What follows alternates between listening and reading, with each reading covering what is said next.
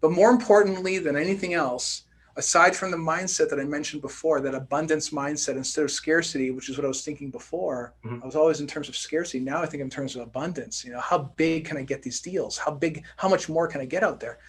How many lives can I impact? That's what I think about today. Aside from that, I was also thinking about how big can I get this thing? How much more potential do I have inside me to keep this thing going? You know, it's a whole different mindset from how I used to live, right? Whole different mindset, and it's certainly been a whirlwind. It's still fun for me. I still enjoy what I do. Some days are crazy, some days are stupid, some days are fun, but it takes a high degree of tenacity, but the most important thing though is to make a decision. You know, I think that there's many people that I speak to that they hear about what I do, they hear about the journey, and they're like, "Hey, I want to do that."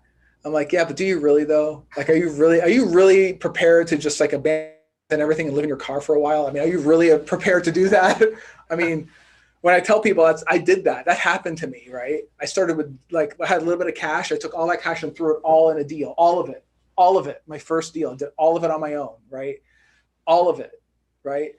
I didn't raise money for my very, very, I guess you want to call it my rebooted life deal. I used my own. That's like, are you really prepared to go through that heartache? Are you really prepared for that? That's the key. Like, are you really? That's the biggest question. Are you ready to sacrifice? And I find that if they're not ready to sacrifice, then it's going to be very difficult to make it to that vision that they have. You know, right. So that's the thing. You know.